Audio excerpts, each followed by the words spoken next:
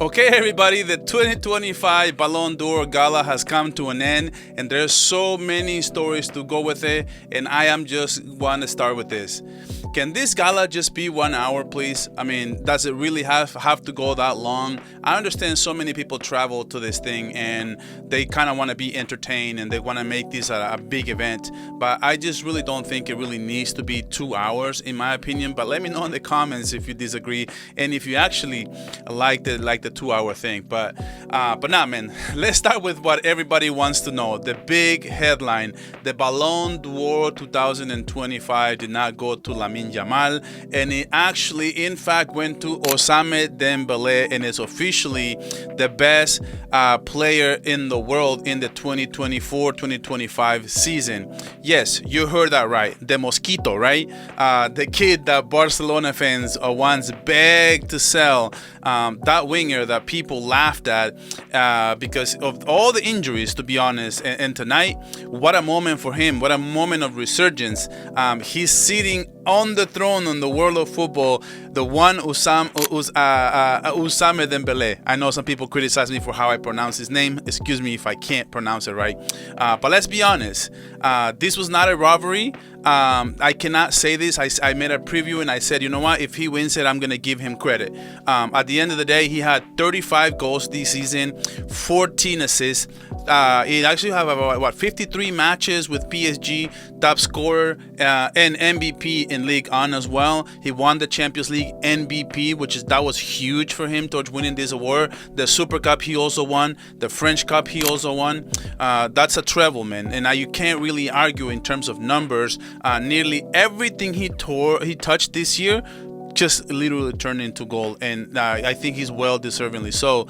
And as well, and one thing that I do want to say is that what makes this thing for him even sweeter is that he didn't just ride along like with Mbappe, like people thought he would when he joined PSG. You know, like he just literally led PSG. I know the team is stacked, but I'm not gonna take any credit for him. This is not a video to take credit away from what Dembele did this season. Actually, I think he led PSG really well. He was very decisive in finals as well. He was one of the most electric, game-changing players and the most successful team of the season. That was PSG, and he was leading the troops. He was playing that false nines role that actually I think Luis Enrique did extremely well. This is a classic underdog story, if you ask me. I'm always going to root for underdog stories. From all those injuries, all the criticism, all the mockery, to football immortality now. So congratulations to Dembo. You earned it, buddy, fair and square. So now let me talk about Lamine Yamal, because as soon as he gets the Kopa Trophy back-to-back years, as soon as he got the Kopa Trophy, I said, congratulations to Dembele, because Lamine Yamal is not going to win it. The Kopa Trophy is only supposed to be, I guess it's an unwritten rule. You're only supposed to win it once when you're super young and you're coming into a professional. That way you paint the way for other young players to come. You can't. This is a little bit of a bad precedent in my opinion, because if you give it to Lamine Yamal for a second straight year, what's stopping him from getting it next year if he wins the Ballon d'Or as well? So this is why I thought, this 1 year was good enough, but it is what it is, man. Now, let me speak about Lamine Yamal.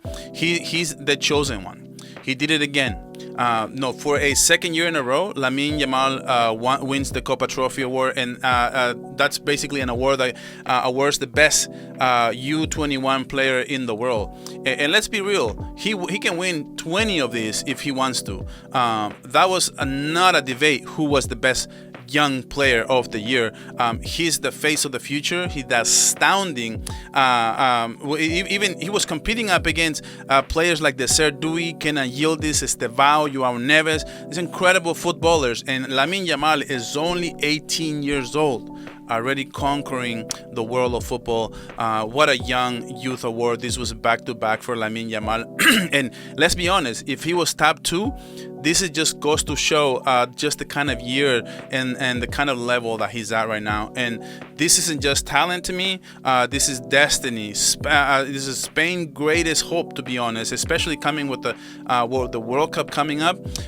Barcelona's crown jewel, the greatest gem in the world of football, that is Lamine Yamal. And actually, let me put a parenthesis here, and I just want to say, Barcelona putting that name really high right now, especially with the women's Copa winner, the men's Copa winner, Aitana Bonmatí winning the Ballon d'Or. I'm going to talk about her in just a second, but first, also Luis Enrique winning the best manager in the world. I actually thought that Hansi Flick would have a shot. I like the Hansi Flick took over a Barcelona team that was basically dead in the water, and look at them playing like the best team in the world right now, and they did that last season. Unfortunately, we didn't win the Champions League.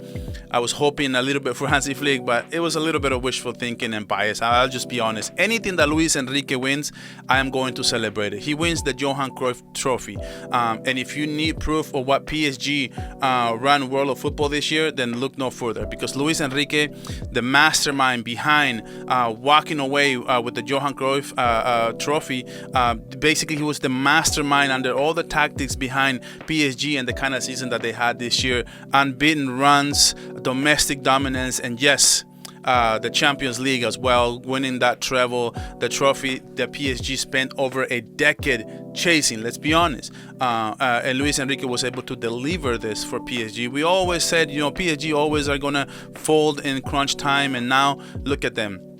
They won the treble. So treble winner, super team, and Luis Enrique was the architect. Let's be honest. You can argue with Pep is a genius in of this era, or you can say Jurgen Klopp. He's another heavyweight manager, but Luis Enrique was number one, and it's not even close to me right now. Luis Enrique is the best manager in the world. Now also Donnarumma, gets the Yashin Trophy, right? I thought he saved PSG from time and time again from winning the UCL, because so many times, even after such dominance from PSG, it was Gianluigi Donnarumma saving PSG time and time again. I think he definitely is the best goalkeeper in the world, the winner of the Lev Yashin Trophy. Now he's not perfect, I'll be honest. We all know he has made mistakes in the past, but when it mattered the most in Europe and in finals, he was unbreakable. He gave PSG that security, and like I said, they would never have won it without Gianluigi Donnarumma. Also, some other honorable mentions before. I was just gonna say Gyökeres wins the Gerard Muller Award. He has done nothing but score last season.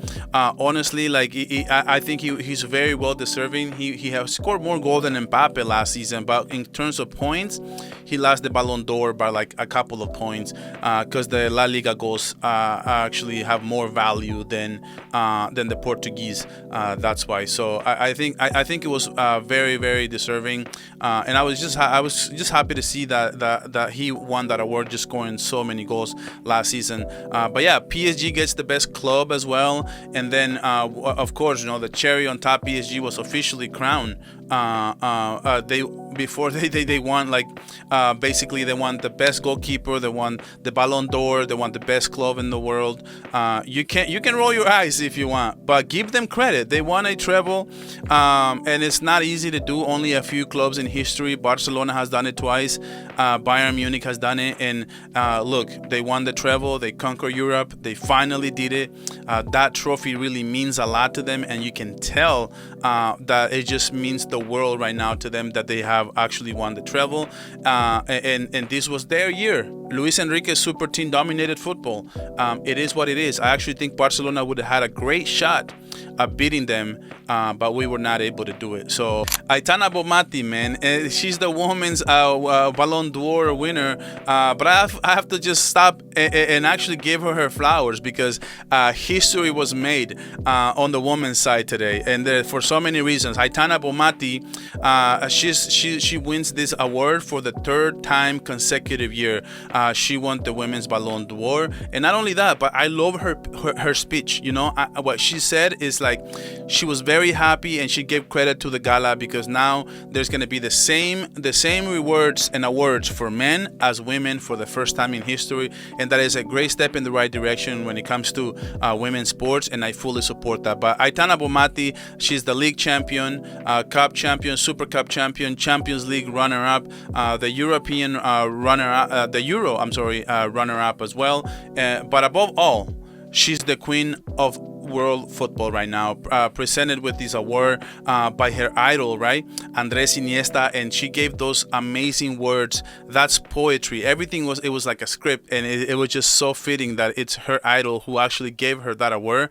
This was generational greatness in Barcelona. I mean, getting with all these awards too today, with also the Copa winner, both Copa women, men and women, getting the Ballon d'Or women's as well. I just love to see Barcelona thriving when it comes to La Masia and everything else. I think it's just amazing.